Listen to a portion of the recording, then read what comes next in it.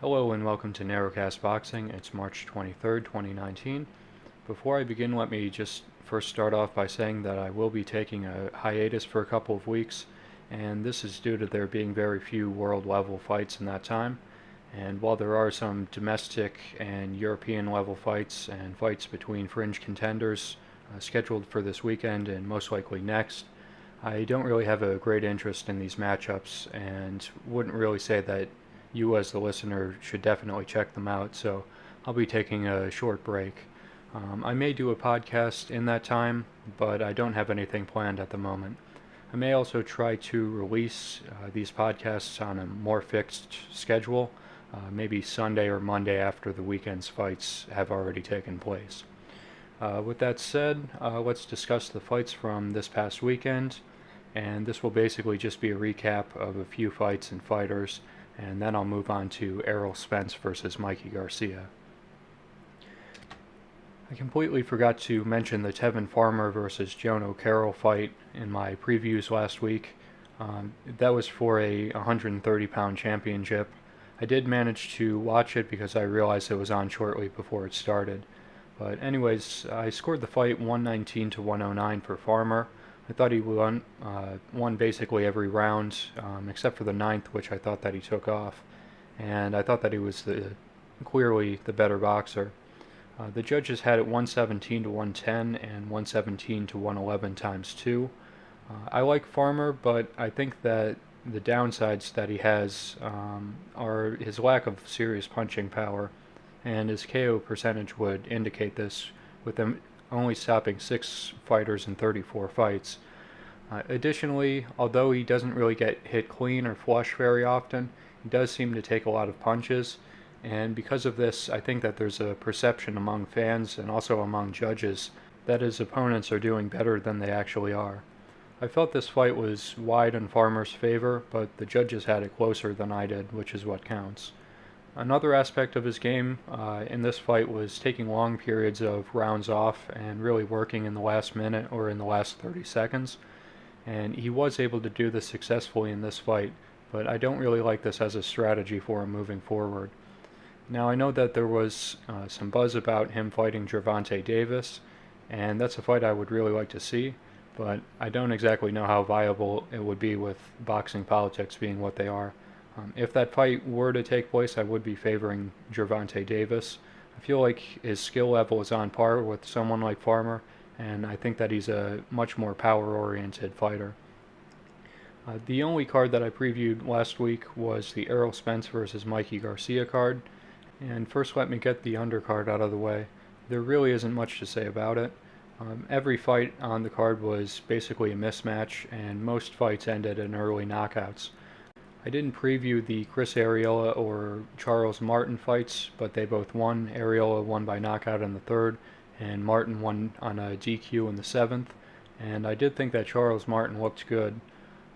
The only comment I really want to make with these two is that I have a prediction that they're going to be lined up as opponents for Efe Ajagba in the near or short-term future.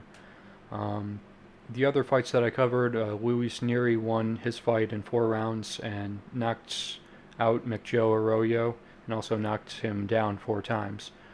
I would like to see Nery in with some champions next, and also the David Benavidez versus Jalen Love fight ended in stoppage in the second round, with Benavidez getting the win. He looked pretty dominant.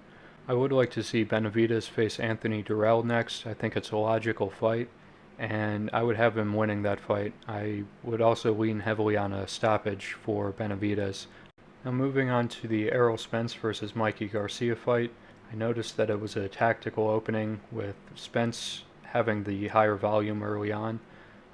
And as they started opening up, it was apparent that Spence was increasingly outworking and outlanding Garcia. Spence's jab and straight left to the body, I think, were his primary weapons on offense early on.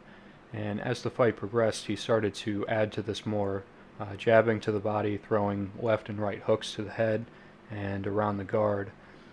Towards the end of the 6th round, it was apparent that Spence's body attack was having a great deal of success, and it was obvious that this was part of Spence's strategy.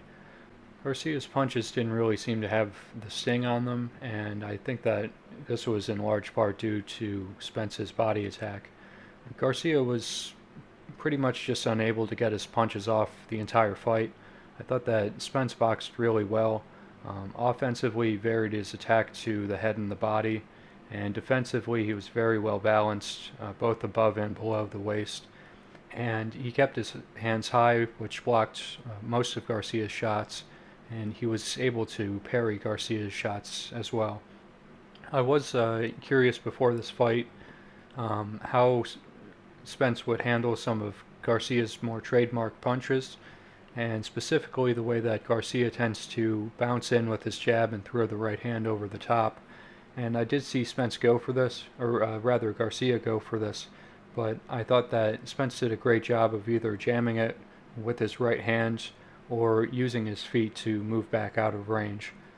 Spence's height and reach advantages were definitely present throughout the entire fight, but I felt that around round 10 was when Spence's advantage in power and weight really started to show, when he was digging in with hooks to the head and to the body. I give a lot of credit to Garcia for hanging in this fight and really taking it in the first place. And I also give a lot of credit to Spence for his performance. But in conclusion, this fight turned out to be a mismatch. It was a shutout on all three judges' scorecards and on mine as well. And it was pretty much just a brutally one-sided fight. Manny Pacquiao was in the ring before during the post-fight interview, but I'm very skeptical if he'll take a fight against Spence at this point.